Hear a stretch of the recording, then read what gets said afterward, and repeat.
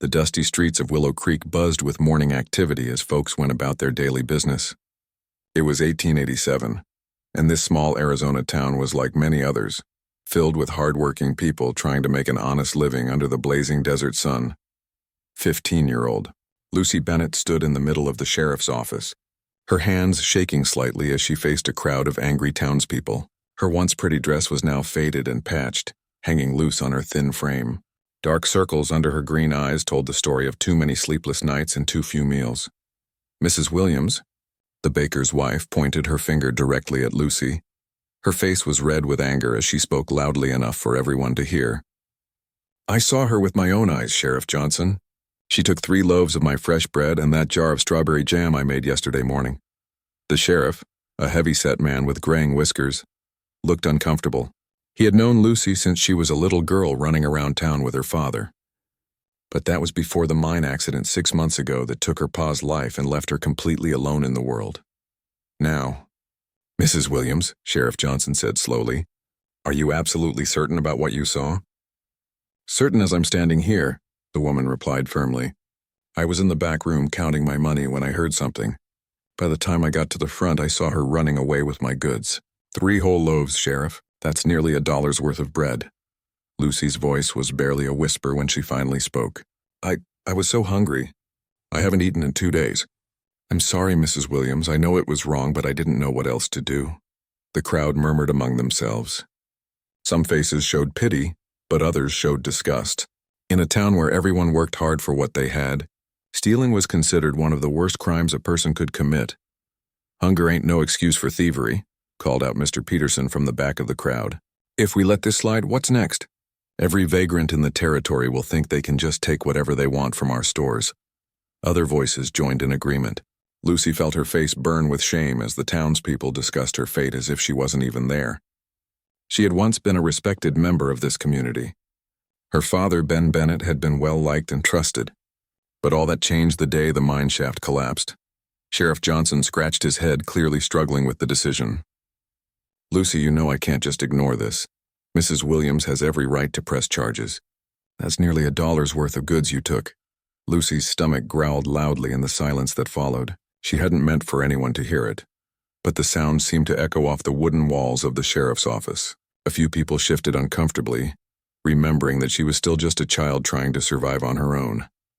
"I'll work to pay it back," Lucy said desperately. "I'll sweep floors, wash dishes, anything. Please don't send me to prison."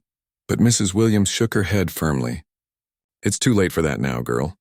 You should have thought about working before you decided to steal from honest folk." The territorial prison was a place that haunted the nightmares of every person in Arizona. Stories of the terrible conditions there spread from town to town. Prisoners were worked to death in the blazing heat, fed barely enough to survive, and many never came back home. For a 15-year-old girl, it would be a death sentence. Lucy had tried to find work after her father died, but times were hard. The mine closure had affected everyone, and there simply weren't enough jobs to go around. She had sold everything her family owned just to pay for her father's burial. For weeks, she had been living in abandoned buildings, searching through trash for scraps of food and trying to stay invisible. The shame of stealing went against everything her father had taught her. Ben Bennett had been an honest man who believed in working hard and treating people fairly. He would have been heartbroken to see his daughter reduced to taking food just to survive. "I never wanted to be a thief," Lucy said, tears starting to roll down her dirty cheeks. "Pa always said that our name meant something in this town, but I was so hungry, and I couldn't think straight anymore." Sheriff Johnson pulled out a pair of iron shackles from his desk drawer. The metal made a cold clinking sound that seemed to seal Lucy's fate. In his 20 years as sheriff, he had never enjoyed this part of the job, especially when it involved someone so young. "I'm sorry, Lucy," he said with genuine sadness in his voice, "but I've got to follow the law. Mrs. Williams has filed formal charges, and I don't have a choice in the matter." The crowd watched in fascination as the drama unfolded before them. Some felt sorry for the girl, remembering how polite and helpful she had been when her father was alive. Others felt that justice needed to be served, regardless of her circumstances. Lucy closed her eyes and tried to prepare herself for what was coming. She had heard terrible stories about what happened to young women in prison. The thought made her feel sick to her stomach, but there seemed to be no way out of this situation. As Sheriff Johnson approached with the shackles, Lucy couldn't help but think about her father. What would he do if he were here? Ben Bennett had always found a way to solve problems without hurting people. He had been respected by everyone in town for his fairness and kindness. The sheriff's office fell, silent except for the slow tick of the old clock on the wall. Mrs. Williams crossed her arms and waited to see justice done. The other townspeople held their breath, knowing they were about to witness a young life being destroyed. Just as the cold metal was about to touch Lucy's wrists, a deep voice cut through the silence like a knife. "Hold on there, Sheriff?"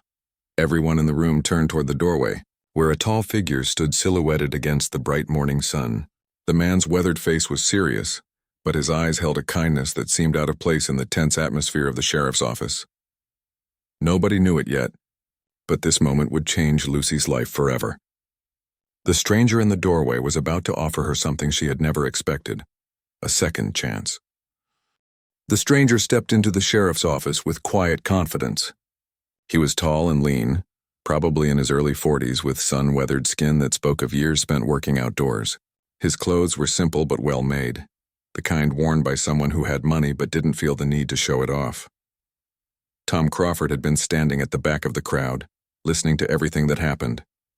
Unlike the other townspeople who seemed eager for drama, he had watched Lucy with careful, thoughtful eyes. He had seen something in her that the others missed. "What can I do for you, Tom?"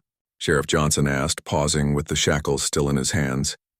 Everyone in Willow Creek knew Tom Crawford. He owned one of the largest cattle ranches in the territory and was respected as an honest businessman. Tom walked slowly through the crowd, which parted to let him pass. His boots made soft sounds on the wooden floor as he approached the sheriff's desk. When he reached into his vest pocket, several people stepped back, not sure what he was planning to do. But instead of a weapon, Tom pulled out a small leather pouch. He opened it carefully and counted out several silver coins, placing them one by one on the sheriff's desk. The metal clinked softly in the quiet room. "That's $2, Tom said in his calm, steady voice. More than enough to cover what the girl took plus extra for Mrs. Williams' trouble. Mrs. Williams stared at the money in surprise. She had expected to see justice done, not to be paid back in full. The amount was actually more than her stolen goods were worth, which left her in an awkward position. "Well, that's very generous of you, Mr. Crawford," she said slowly. "But this isn't just about the money. It's about teaching her that stealing is wrong." Tom nodded thoughtfully. "You're absolutely right, Mrs. Williams. Stealing is wrong, and the girl needs to learn that lesson. But I don't think prison is the right teacher for someone her age." Lucy looked up at this stranger with confusion and hope mixed together on her face. She couldn't understand why someone she barely knew would help her. In the 6 months since her father died, no one in town had offered her any real assistance. "What exactly are you suggesting, Tom?" Sheriff Johnson asked, clearly relieved to have an alternative to sending a 15-year-old girl to the territorial prison. "I'm suggesting the girl comes to work on my ranch," Tom said simply. "She can earn back what she owes through honest work and learn some valuable skills along the way." The crowd began murmuring among themselves. This was not what anyone had expected to happen. Some people seemed pleased with the solution while others looked skeptical. "Now hold on just a minute," called out Mr. Peterson from the back. "What kind of message does this send? A girl steals food, and instead of punishment, she gets offered a job?" Tom turned to face the crowd, his expression serious but not angry. "The message it sends is that our community takes care of its own, especially when they're in trouble. This girl's father was a good man who worked hard his whole life. Are we really going to destroy his daughter's future because she was hungry?" His words hung in the air for a moment. Several people looked uncomfortable, remembering Ben Bennett and how well-liked he had been. Lucy's situation was tragic, and everyone knew it, even if they didn't want to admit it. "But she's just a girl," Mrs. Williams protested. "What kind of ranch work could she possibly do? It seems like you're just being soft-hearted." Tom smiled slightly for the first time since entering the office.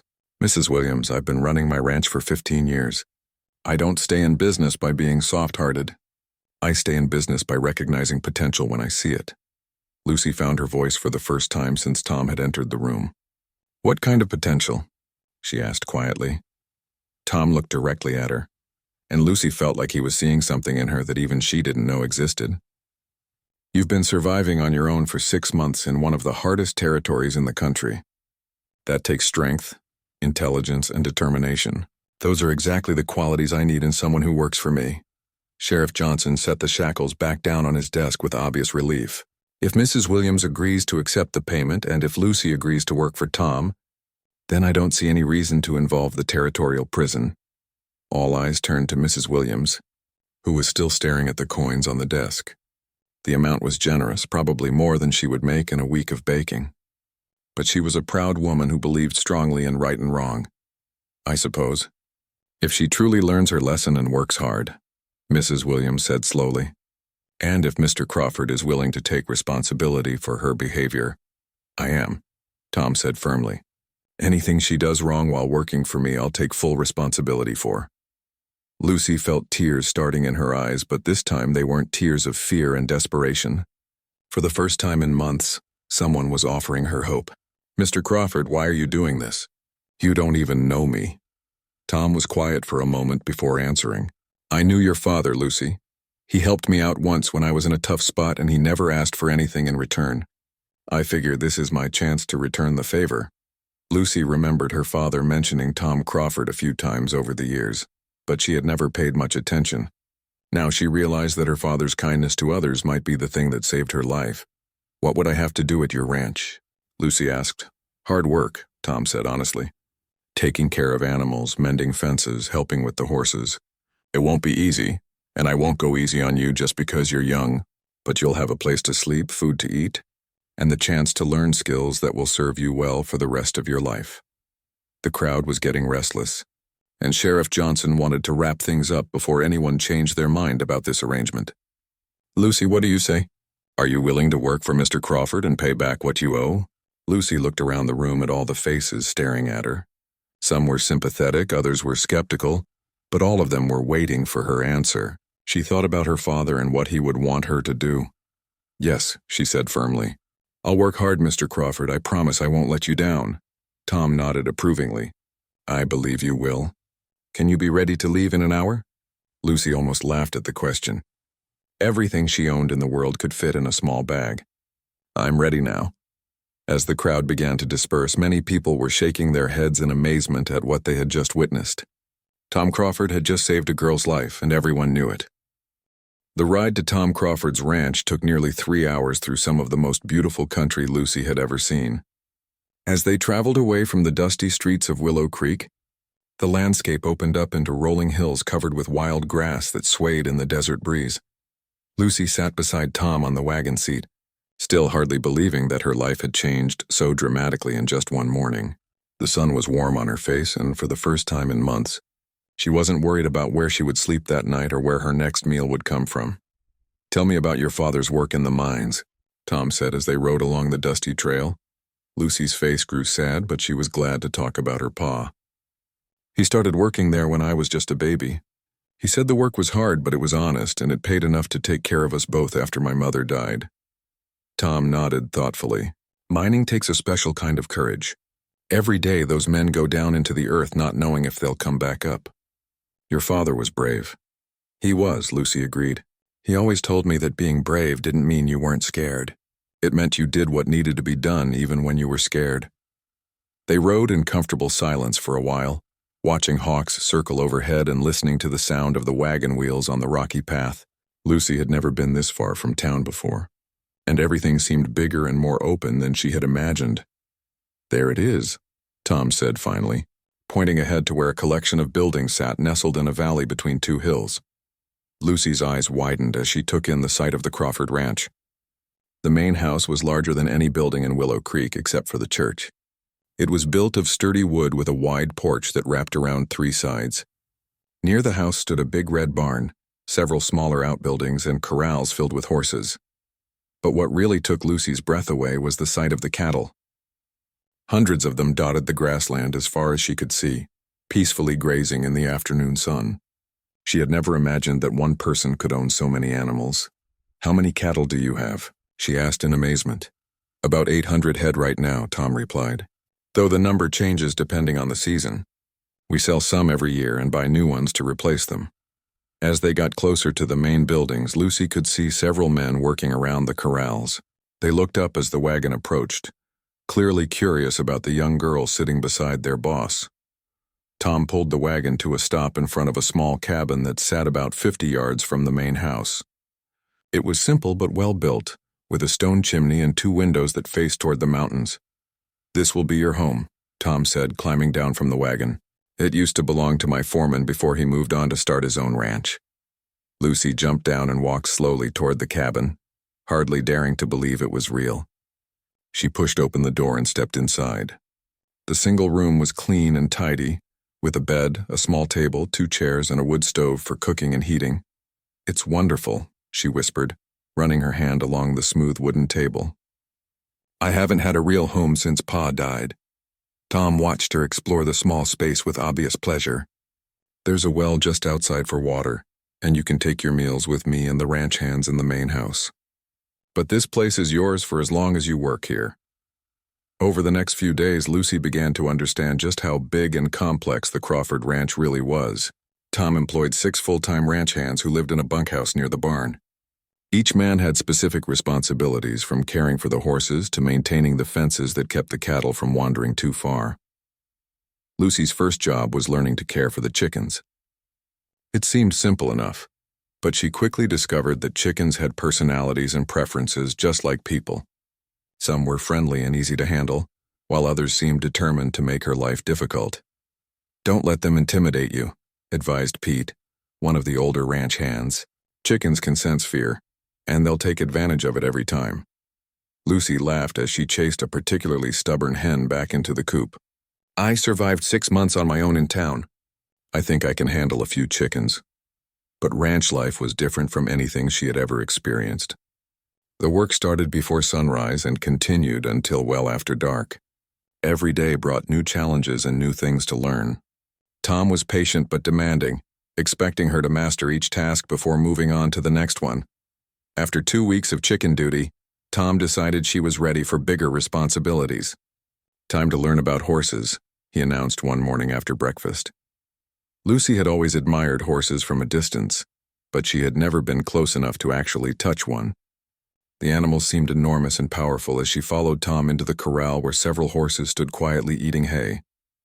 "Horses are smart," Tom explained as he approached a gentle mare named Rosie. "They can read people better than most humans can. If you're nervous or angry or scared, they'll know it immediately."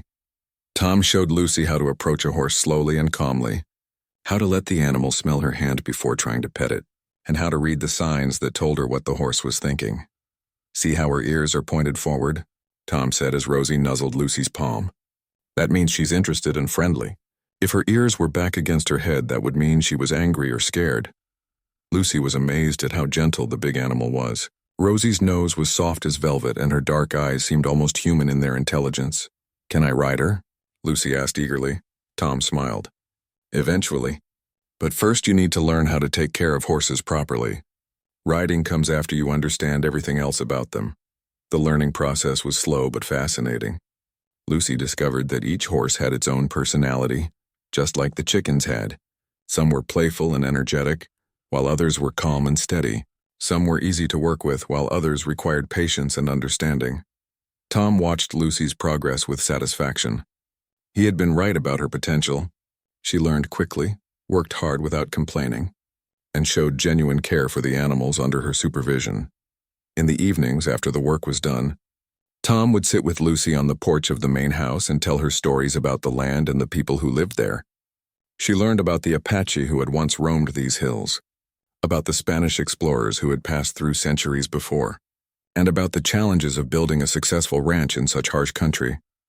"This land will test you," Tom said one evening as they watched the sun set behind the mountains. "It's beautiful, but it's also dangerous. The weather can change in an instant, animals can get sick or injured, and there are always people who want to take what you've worked hard to build." Lucy listened carefully to everything he said. She was beginning to understand that Tom wasn't just teaching her how to do ranch work.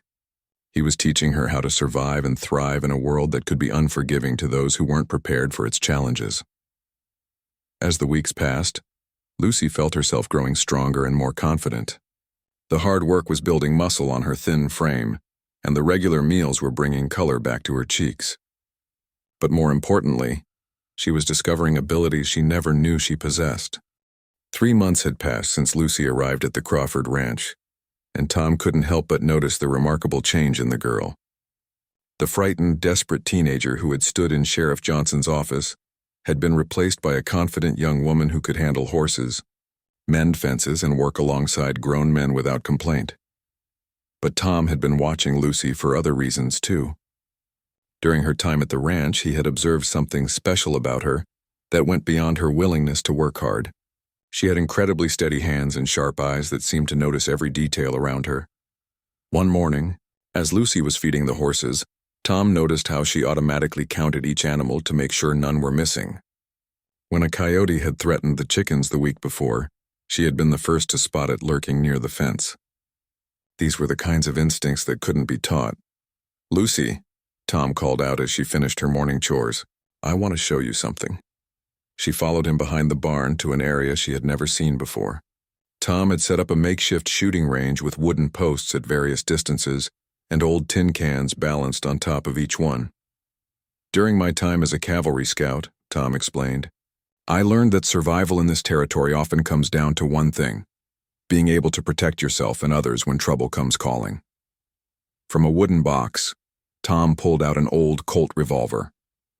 The gun was well maintained but showed signs of heavy use. He held it carefully, treating it with the respect that all experienced gunmen showed their weapons. "This belonged to my father," Tom said. "He carried it through the war, and I carried it during my years with the cavalry. Now I think it's time for someone else to learn how to use it properly." Lucy stared at the weapon with a mixture of fascination and fear. She had seen guns before, of course. Every man in the territory carried one, and her father had owned an old rifle for hunting. But she had never held a pistol, and the thought was both exciting and terrifying. "Why do you want to teach me to shoot?" she asked. Tom's expression grew serious. "Because this is dangerous country, Lucy. We're 20 miles from town, and there are all kinds of threats out here. Bandits, wild animals, and worse. If something happens to me or the other men, you need to be able to defend yourself." He placed the unloaded gun in her hands, and Lucy was surprised by how heavy it felt. The metal was cold against her palms, and the wooden grip was smooth from years of use. "The first rule of handling any firearm," Tom said, "is to always treat it as if it's loaded, even when you know it isn't. Never point it at anything you don't intend to shoot." For the first hour, Tom didn't let Lucy load a single bullet. Instead, he taught her how to hold the gun properly, how to sight down the barrel, and how to squeeze the trigger smoothly without jerking it. "Shooting isn't about strength," Tom explained. "It's about control, patience, and breathing. You need to become one with the weapon, so that it feels like an extension of your own body." Lucy found herself thinking about what Tom had said about her father being brave. Standing there with a gun in her hands, learning to defend herself, felt like the kind of thing Ben Bennett would have wanted his daughter to know how to do. When Tom finally loaded the gun with a single bullet, Lucy's heart was pounding with excitement and nervousness. He positioned her carefully, making sure her stance was correct and her grip was firm but not tense. "Aim for that tin can on the closest post," Tom instructed. "Take your time. There's no rush." Lucy raised the gun and tried to line up the sights the way Tom had shown her. The tin can seemed impossibly small, even though it was only about 20 feet away. She took a deep breath and slowly squeezed the trigger. The gun kicked back in her hands with surprising force, and the sound echoed off the surrounding hills. A cloud of dust kicked up about 10 feet to the left of the target, nowhere near where she had been aiming. "Don't worry," Tom said with a smile. "Nobody hits anything on their first shot. Even I missed the side of a barn when I started learning." But Lucy was determined to do better. She could see now why Tom had insisted on proper stance and breathing. The recoil had caught her off guard, but now she understood what to expect. Tom loaded another bullet and patiently corrected her form. "Remember, don't fight the recoil. Expect it and work with it, and squeeze the trigger straight back, don't pull it to one side." Her second shot was closer, hitting the wooden post about 6 inches below the tin can. Tom nodded approvingly. "Much better. You're learning to control the weapon instead of letting it control you." By the end of the first week, Lucy was consistently hitting the wooden posts, even if she wasn't quite reaching the tin cans yet.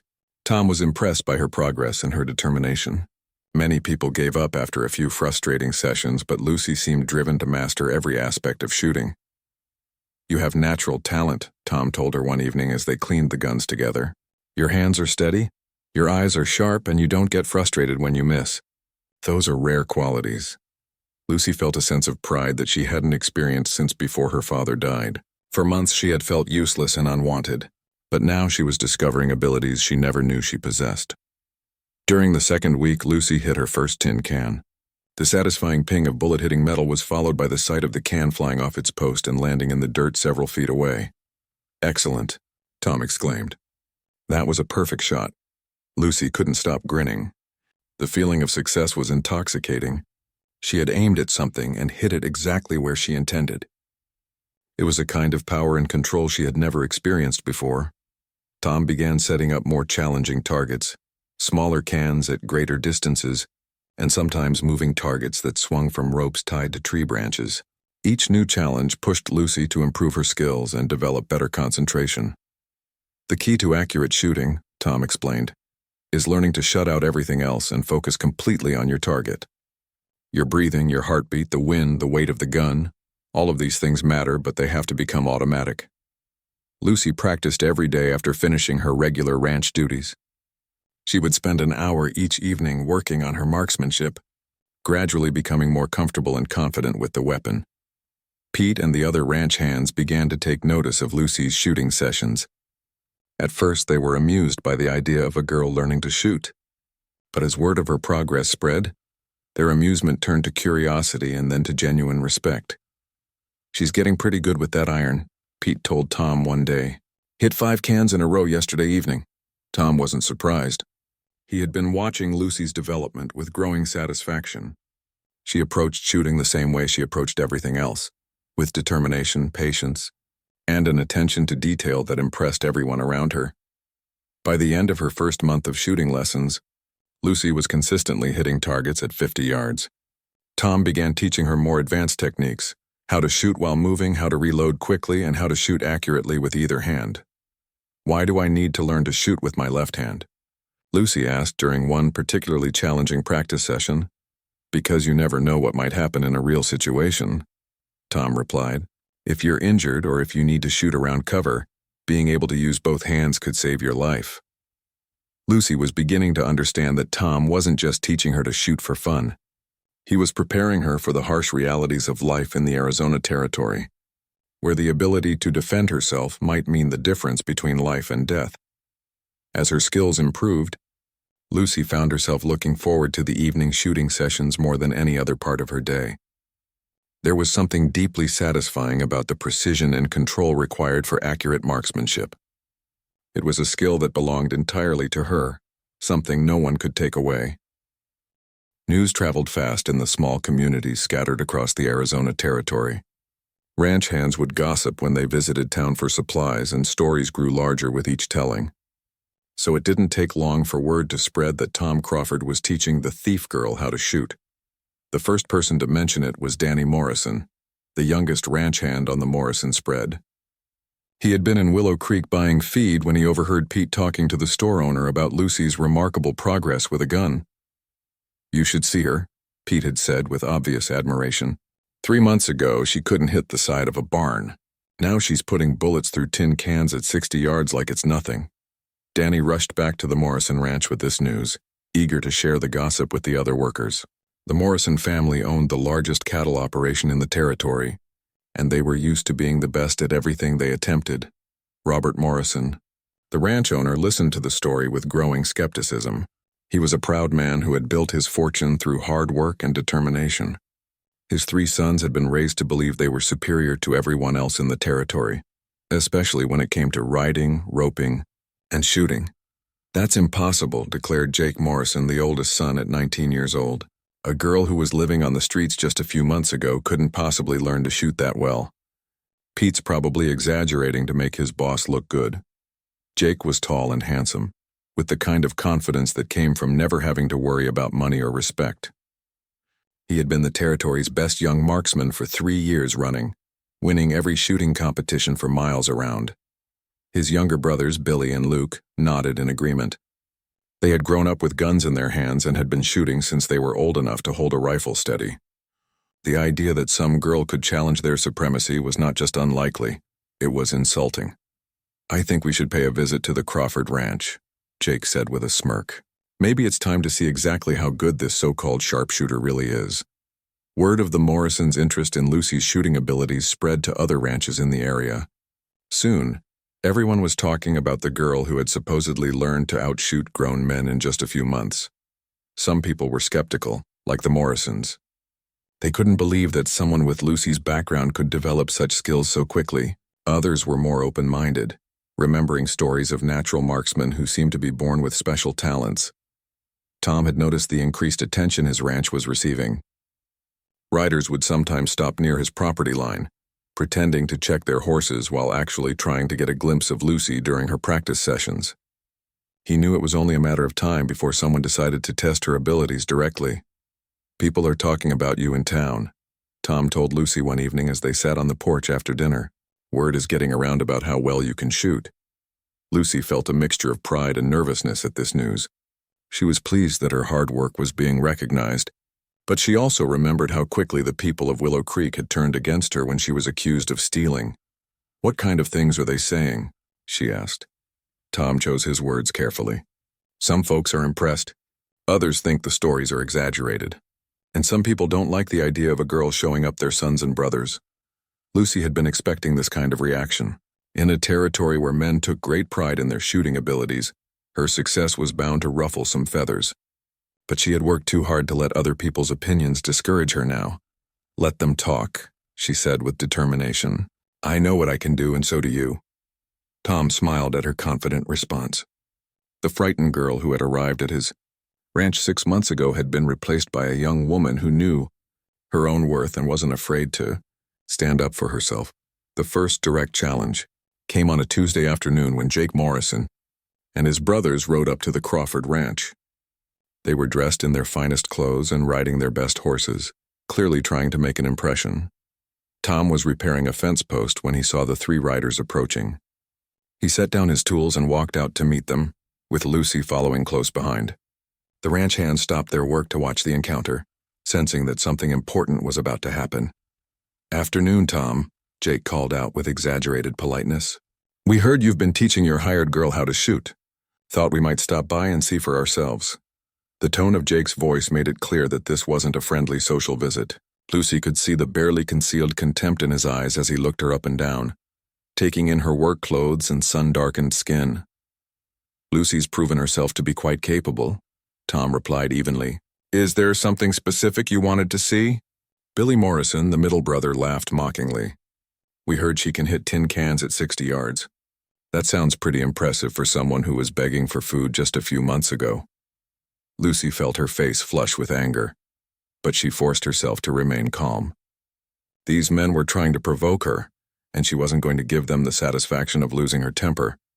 "Would you like to see a demonstration?" Tom asked coolly. Jake exchanged glances with his brothers before answering. "Why not? We've got time to watch a little target practice." Tom led the group behind the barn to the shooting range he had set up for Lucy's training. He had recently added targets at various distances, including some as far as 80 yards away. The afternoon sun was bright with very little wind. Perfect conditions for accurate shooting. Lucy picked up her gun and checked to make sure it was properly loaded. She was nervous, but she was also eager to prove herself to these arrogant visitors who clearly didn't think she belonged on a ranch. "What would you like me to shoot at?" Lucy asked, her voice steady despite her racing heart. Jake pointed to a tin can sitting on a post about 50 yards away. "Let's start with something easy," he said with obvious sarcasm. Lucy raised her gun and took careful aim. She had hit targets at this distance hundreds of times during her practice sessions, but she knew that performing under pressure was different from practicing alone. She took a deep breath, steadied her stance, and gently squeezed the trigger. The can flew off its post with a satisfying ping, landing in the dust several feet away. The Morrison brothers looked impressed despite themselves, but Jake quickly recovered his composure. "Not bad," he said dismissively, "but anyone can get lucky once." "Set up 5 more cans," Lucy said quietly. Tom smiled as he walked out to the targets and placed 5 cans on posts at varying distances between 40 and 70 yards. He had seen that look in Lucy's eyes before, the same focused determination she showed when learning any new skill. One by one, Lucy methodically shot each can off its post. Her movements were smooth and confident, and each shot found its mark perfectly. By the time she had finished, the Morrison brothers were staring at her in stunned silence. "That was very impressive," Jake finally admitted, though his voice still carried a note of skepticism. "But shooting at stationary targets is one thing. Real marksmanship requires more than that." Luke Morrison, the youngest brother, had an idea. "What about shooting at moving targets? Can she do that?" Tom rigged up a system of cans hanging from ropes tied to tree branches. When he pushed them, they swung back and forth like pendulums. It was a much more challenging test of marksmanship skills. Lucy studied the moving targets for a moment, timing their swing patterns and calculating when to fire. Then she raised her gun and began shooting. The first moving can took 2 shots to hit, but the second and third fell on her first attempts. By the time she had knocked down all 5 swinging targets, even Jake Morrison was looking at her with genuine respect. "I have to admit," Jake said slowly, "that's some of the finest shooting I've ever seen." But even as he spoke the complimentary words, Lucy could see the competitive fire burning in his eyes. The Morrison brothers had been the undisputed champions of every shooting contest in the territory for years. They weren't about to let their reputations be challenged without a fight. Word of Lucy's impressive shooting demonstration spread like wildfire through the territory. By the end of the week, everyone from Willow Creek to the neighboring town of Cedar Ridge had heard the story. With each telling, the details became more dramatic and the distances grew longer. The Morrison brothers found themselves in an uncomfortable position. For years, they had been the undisputed champions of every shooting competition in the area. Jake had won the territorial marksmanship contest 3 years running, and his brothers weren't far behind. Now people were talking about a girl who might be able to challenge their supremacy. At the Silver Dollar Saloon in Willow Creek, men argued over drinks about whether Lucy's abilities were real or exaggerated. Some claimed she was the best shooter they'd ever seen, while others insisted that no girl could possibly outshoot the Morrison boys. "I was there," insisted Pete, Tom's ranch hand. "I saw her knock down 5 moving targets without breaking a sweat. That girl's got a gift." "Maybe so," replied Harry Fletcher, who worked for the Morrison Ranch. "But shooting at cans on a practice range is different from competing under pressure. When money's on the line and people are watching, that's when you find out what someone's really made of." The debate had been going on for days when Jake Morrison finally decided he'd heard enough. He stood up at his table in the corner of the saloon and called for everyone's attention. "I've been listening to all this talk about Tom Crawford's hired girl," Jake announced in a voice that carried across the entire room. "Some of you seem to think she's some kind of miracle shooter who can outperform men who've been handling guns their whole lives." The saloon fell quiet as everyone turned to listen. Jake Morrison's words carried weight in this community, and when he spoke, people paid attention. "Well, I think it's time to settle this matter once and for all," Jake continued. "I hereby challenge Lucy Bennett to a formal shooting competition. We'll see if she's really as good as everyone claims or if this is all just talk." A murmur of excitement ran through the crowded saloon. This was exactly the kind of event that could draw spectators from all over the territory. Men loved nothing more than a good competition, especially when it involved the territory's most respected marksmen. "What kind of competition are you talking about?" asked Sheriff Johnson, who had been quietly nursing a beer in the corner. Jake smiled confidently. "A real contest of marksmanship. 5 different challenges, each one testing a different aspect of shooting skill. Stationary targets, moving targets, speed shooting, precision shooting, and one final challenge that will separate the real shooters from the lucky ones." The crowd buzzed with anticipation. This sounded like the kind of competition that people would remember for years to come. "And what happens to the loser?" called out someone from the back of the room. Jake's smile grew wider. "The loser admits publicly that they're not the best shooter in the territory and agrees to never make that claim again." When word of the challenge reached Tom Crawford's ranch the next morning, Lucy was working in the horse corral, completely unaware of the events unfolding in town. Tom rode up with a serious expression on his face that immediately caught her attention. "We need to talk," Tom said, dismounting from his horse. They walked to the porch of the main house, where Tom explained everything that had happened at the Silver Dollar Saloon the night before. Lucy listened in silence, her expression growing more thoughtful with each detail. "So Jake Morrison wants to have a formal shooting contest," Lucy said when Tom finished his explanation. "What do you think I should do?" Tom was quiet for a long moment before answering. "That's not my decision to make, Lucy. This challenge is about more than just shooting. It's about whether you're going to let other people define who you are and what you're capable of." Lucy understood exactly what Tom meant. 6 months ago, the people of Willow Creek had been ready to brand her as a thief and send her to prison. Now she had a chance to prove to those same people that she was more than they had ever imagined. "I want to accept the challenge," Lucy said firmly. "But I'm worried about one thing. What's that?" Tom asked. "What if I lose? What if all my practice and training aren't enough when it really matters?" Tom smiled at her concern. "Lucy, I've been watching you shoot for months now. I've seen you hit targets that would challenge the best marksmen in the territory. But more importantly, I've seen how you handle pressure and setbacks.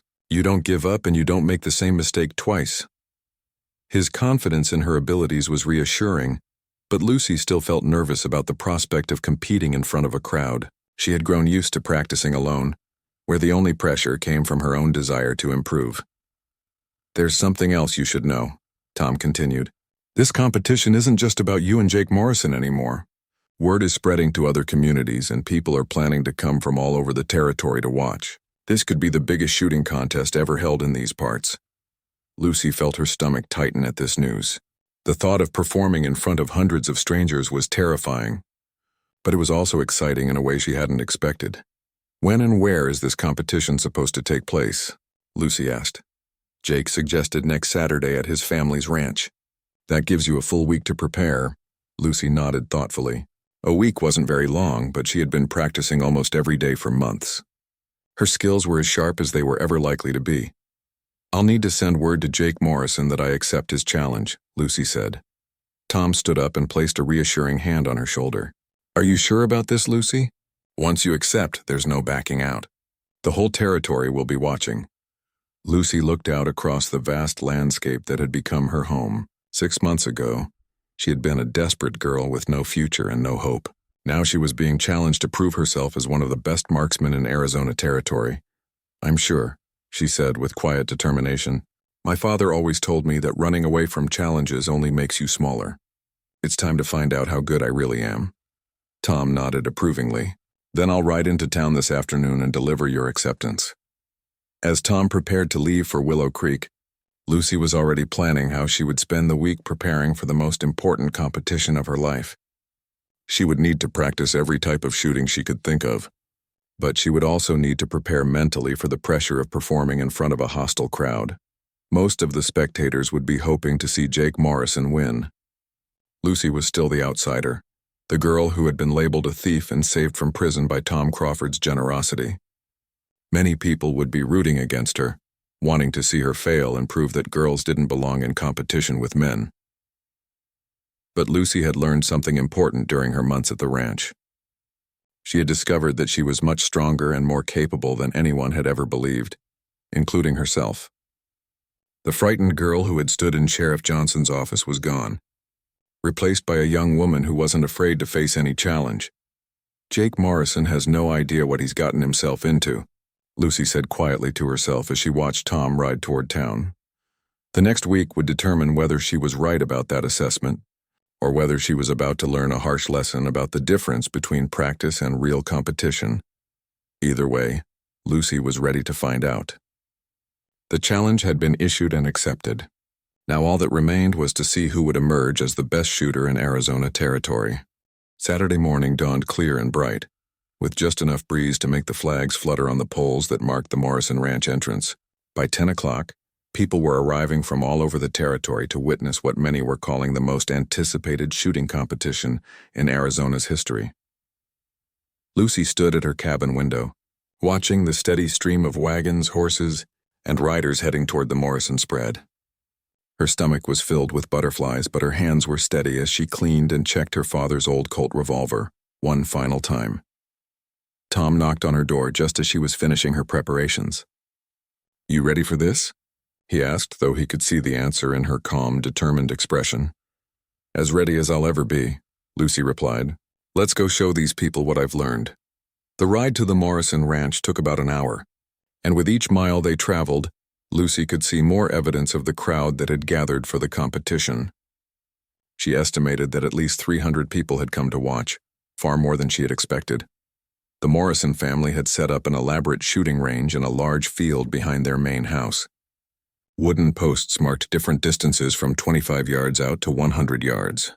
Tables had been arranged for the judges, and ropes marked off areas for spectators to stand safely away from the shooting. As Lucy and Tom arrived, conversations gradually died down as people turned to get their first look at the girl who had dared to challenge Jake Morrison. Lucy could feel hundreds of eyes watching her as she climbed down from Tom's wagon. Jake Morrison was holding court near the judges' table, surrounded by friends and supporters who were congratulating him in advance on his expected victory. He looked confident and relaxed, dressed in his finest clothes and wearing his best gun belt. When he saw Lucy approaching, Jake walked over with a smile that didn't quite reach his eyes. Well, well, he said loudly enough for nearby spectators to hear. So the famous Lucy Bennett has actually decided to show up. I was beginning to wonder if you might have second thoughts. Lucy met his gaze steadily. I keep my word, Jake, just like I intend to keep my promise to outshoot you today. A murmur ran through the crowd at her bold response. Many of the spectators had expected her to be intimidated by the size of the crowd and the importance of the occasion. Sheriff Johnson had agreed to serve as the head judge for the competition, along with 2 other respected members of the community. He called both competitors over to explain the rules one final time. 5 challenges, Sheriff Johnson announced in a voice that carried across the field. First, stationary targets at increasing distances. Second, moving targets. Third, speed shooting. 6 shots as fast as possible while maintaining accuracy. Fourth, precision shooting at playing cards. And finally, the ultimate test, shooting the flame off a lit candle without damaging the wax. The crowd buzzed with excitement at the mention of the final challenge. Shooting a candle flame was considered one of the most difficult tests of marksmanship, requiring perfect aim and incredible steadiness. Each challenge will be scored separately, the sheriff continued. The competitor with the highest overall score will be declared the winner. Jake and Lucy shook hands briefly, then took their positions for the first challenge. 10 tin cans had been placed on posts at distances ranging from 25 to 75 yards. Ladies first, Jake said with mock gallantry. Lucy stepped up to the firing line and raised her gun. The crowd fell silent as she took aim at the first target. The can was only 25 yards away, an easy shot for someone of her skill level. The shot rang out across the field, and the can flew off its post with a satisfying ping. The crowd cheered, though Lucy noticed that most of the enthusiasm seemed to be coming from Tom and the Crawford Ranch hands. She worked her way through the line of targets methodically, hitting each one cleanly. By the time she reached the 75-yard target, even some of Jake's supporters were murmuring appreciatively about her accuracy. Jake stepped up for his turn with obvious confidence. He was an excellent marksman, and he proved it by matching Lucy's performance exactly. All 10 of his shots found their marks, earning him equal points for the first challenge. The moving targets proved more challenging for both competitors. Wooden ducks had been rigged to slide along wires at various speeds and distances. Lucy managed to hit 7 out of 10 targets while Jake hit 8. First blood to Morrison, called out someone in the crowd, but Lucy remained calm. She had expected Jake to perform well. He hadn't won 3 territorial championships by accident. The key was to stay focused and not let early setbacks affect her confidence. The speed shooting challenge was where Lucy began to show her true abilities. The test required each competitor to fire 6 shots at 6 different targets as quickly as possible, while still maintaining accuracy. Lucy had practiced this type of shooting extensively with Tom, learning to fire, cock the hammer, and fire again in one smooth motion. When the signal was given, she drew and fired with lightning speed. 6 shots in less than 4 seconds, and 5 of the 6 targets fell. The crowd gasped at the display of speed and accuracy they had just witnessed. Jake followed with his own impressive performance, but his shots took nearly 6 seconds, and he only hit 4 out of 6 targets. For the first time since the competition began, he looked slightly worried. The precision shooting challenge involved firing at playing cards that had been tacked to wooden boards at 50 yards. Each competitor had to hit the cards edgewise, splitting them in half lengthwise. This was where Lucy's months of practice with increasingly difficult targets paid off. Tom had taught her to shoot at coins, buttons, and other tiny objects, preparing her for exactly this type of challenge. She stepped up to the line and took careful aim at the first card. The shot split the card perfectly down the middle, drawing impressed murmurs from the crowd. She repeated the feat with the second and third cards, showing the kind of precision that separated good shooters from great ones. Jake managed to split 2 out of 3 cards, but his third shot missed entirely. The gap in the overall scores was beginning to widen in Lucy's favor. As they prepared for the final challenge, Jake pulled Lucy aside for a private word. "You're better than I expected," he admitted quietly. "But this last challenge is where experience really counts. I've been shooting candle flames since I was 12 years old." Lucy nodded respectfully. "You've been a worthy competitor, Jake. Whatever happens in this final challenge, you've earned my respect." The candle challenge was set up at 40 yards, close enough to see the flame clearly, but far enough to make the shot extremely difficult. A single candle had been lit and placed on a wooden stand, its flame flickering slightly in the afternoon breeze. The rules were simple but demanding. Extinguish the flame with a single shot without damaging the candle itself. It required not just accuracy but an understanding of how the bullet's passage through the air would affect the flame. Jake went first, taking his time to study the candle and the movement of the flame.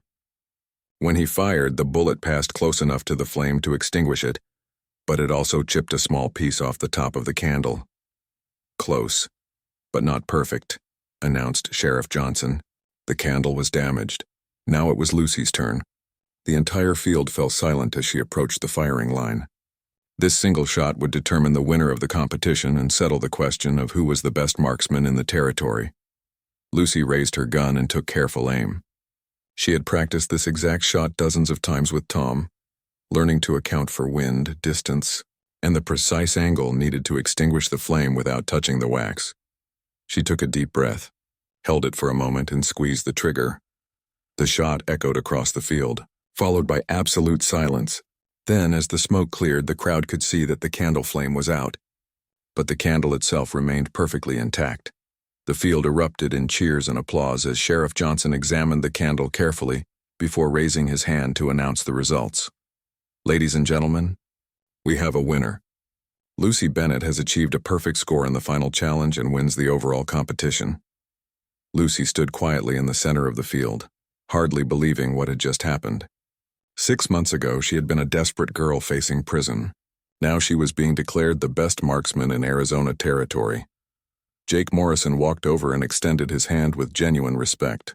"That was the finest shooting I've ever seen," he said sincerely. "You've earned this victory." The cheers and applause continued for several minutes as word of Lucy's victory spread through the crowd. People who had come expecting to see Jake Morrison defend his title were now witnessing history, the rise of a new champion who had overcome incredible odds to reach this moment. Sheriff Johnson raised his hand to quiet the crowd so he could make the official announcement. "By winning this competition with superior marksmanship in 4 out of 5 challenges, Lucy Bennett is hereby declared the finest marksman in Arizona territory." The crowd erupted again, and this time Lucy could see that many of the cheers were genuinely meant for her. Even people who had been skeptical of her abilities were now applauding her remarkable achievement. Tom Crawford pushed through the crowd to reach Lucy, his face beaming with pride. "I knew you could do it," he said, placing a fatherly hand on her shoulder. "Your father would be so proud of what you've accomplished." Lucy felt tears starting in her eyes at the mention of her father. Ben Bennett had always believed in doing your best and treating people fairly, no matter what circumstances you faced. She liked to think he would have been proud to see his daughter prove herself in such a public way.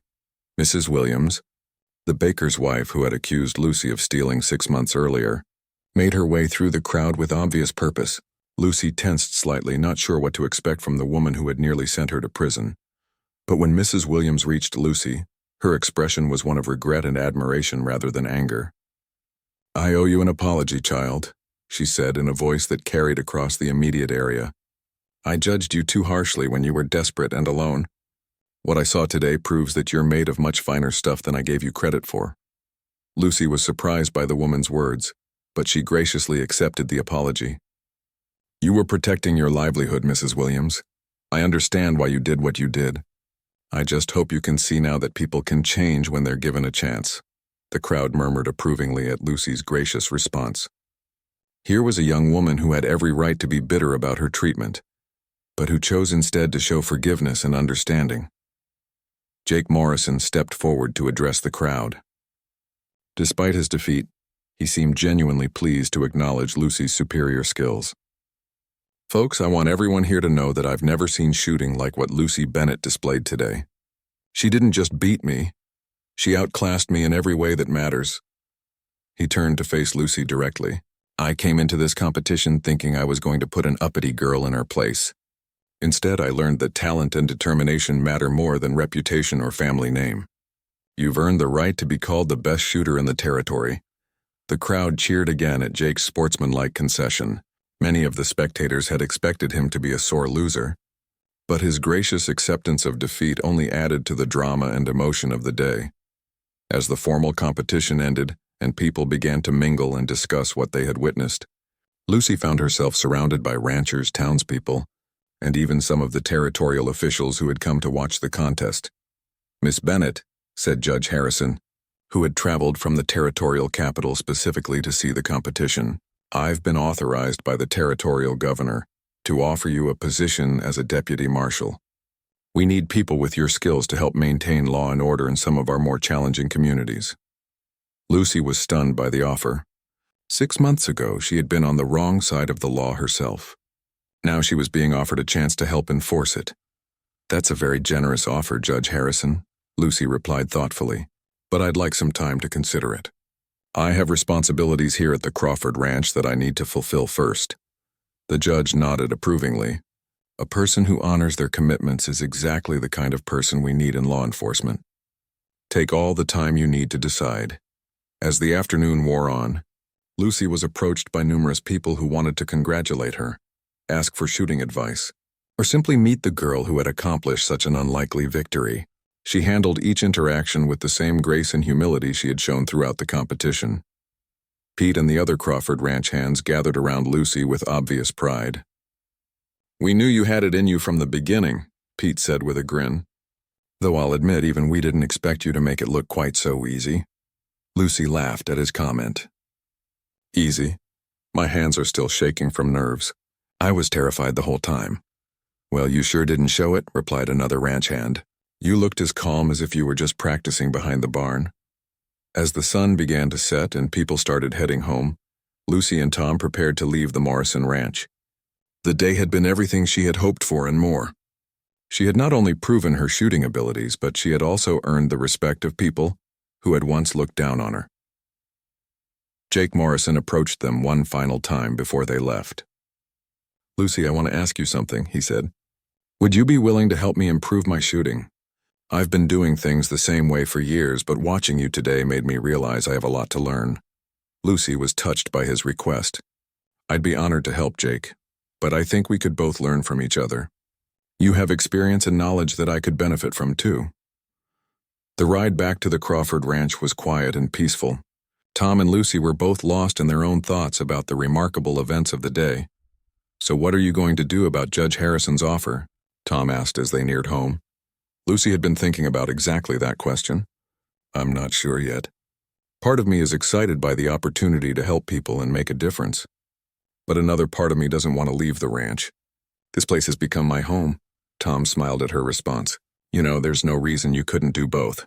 Deputy marshals travel from town to town, but they need a home base to return to.